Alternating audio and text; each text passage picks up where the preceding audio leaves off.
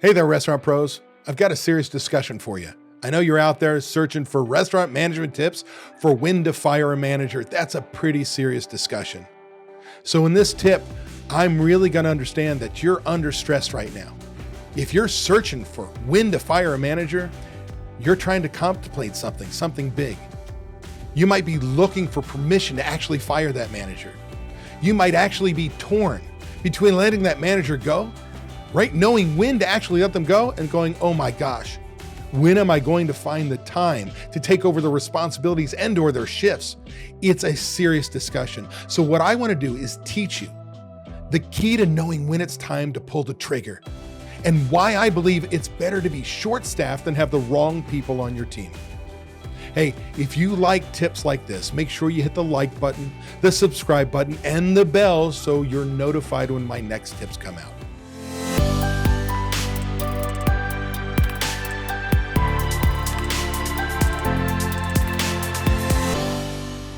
I'm David Scott Peters, creator of the Restaurant Prosperity Formula, and I feel your pain. I've been working with independent restaurant owners since 2003. I've built a coaching program called the Restaurant Prosperity Coaching Program to help you do two major things: have freedom from your business and have the financial freedom you deserve, which all revolves around one thing: managers. Managers following your system, your process, your way. And all too often, as we go through this process of implementing systems, I have restaurant owners saying to me all the time, David, when do I let this manager go? Is it time? And the guilt we feel that I give that manager the tools to be successful. Was it my fault that I didn't give him the systems in the first place? Was it my fault that I didn't give him the support? And no matter what it is, we feel guilty. Why? Well, we're in the hospitality industry. We want to take care of people. So the last thing we really enjoy, unless you're kind of a little bit weird, is actually firing somebody. It's one of the worst things for us because we're built, take care of people. We're in the hospitality business. So I get it. I feel your pain.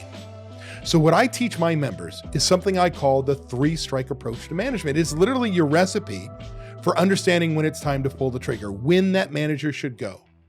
And it starts with understanding the 3-strike approach to management. And that starts with literally understanding how people learn. People learn differently: auditory, tactile, visual learners. The auditory people just hear it, they got it. The visual learners see it, right? Or read it, they got it. The tactile learners have to do it. And the best trainings have all three because they cover all the bases. If you truly want to reinforce a learning process, you've got to have auditory, tactile, and visual all in that training process. But let's say I train you and I didn't realize how you learn, and maybe differently. But initially you show me you understand the process and you actually do it right.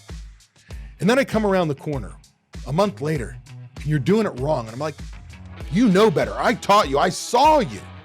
What we do is we lick our palm, right? And we get a running start to give them a big dope slap and say, you're an idiot. Stop yourself. It's your fault. You didn't train them properly. You didn't find out whether they're a tactile, visual, or auditory learner. You trained them a certain way. They temporarily understood it, but it didn't ingrain because you didn't have all three in that training. So that is strike one of the 3-strike approach of management. I see them doing it wrong. I am going to tell them. I'm going to fix it. I'm going to hold them accountable, which means there may be a write-up. Now, I retrain them. I think, how did I train you last time? Oh, maybe you're more a tactile learner, so I'm going to have you do it again. Show me over and over again. Now you got it. You've done a great job. I come around the corner a month later, you're doing it wrong, and right? That dope slap's ready to go. Wait, stop. It's your fault. You still didn't figure out how to train them properly. Stop. Now that's strike 2. And again, maybe a write-up. And I'm going to retrain you. I'm going to find out a way that I go through all the different things: auditory, tactile, visual. I want to cement the learning process and make sure you got it, and you got it. Now, when I come around the corner a month later, a week later, 2 days later, I don't care what it is, and you're doing it wrong.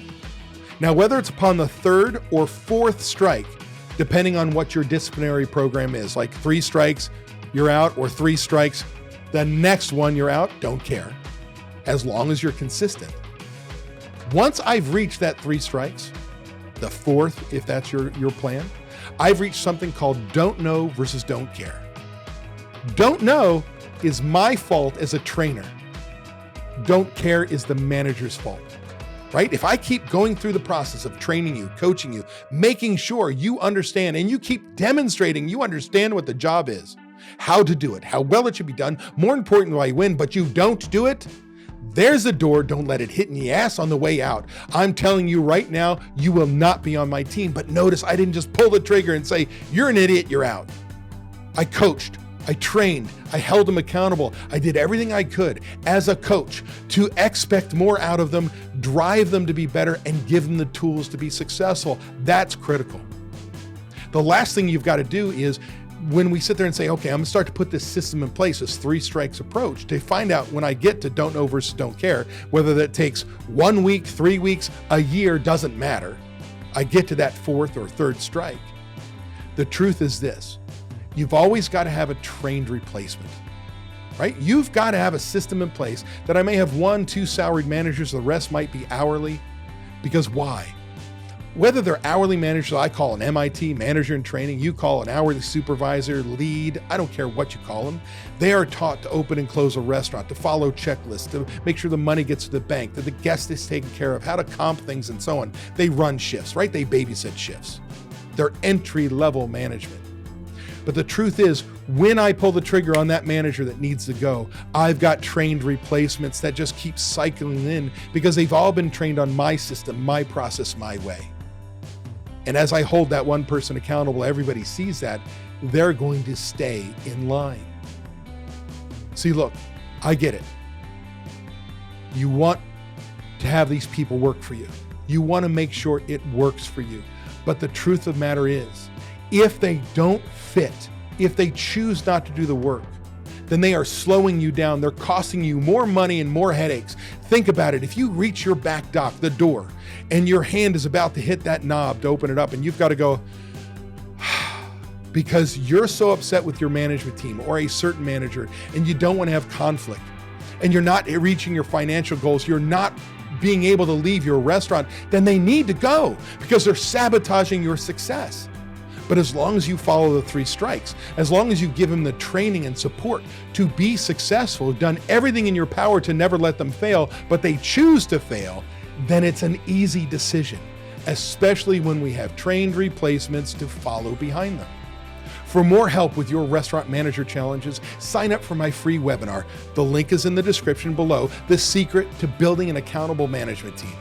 Also, be sure to subscribe to get my weekly tips and watch these 2 videos to keep working on and improving your restaurant manager's accountability.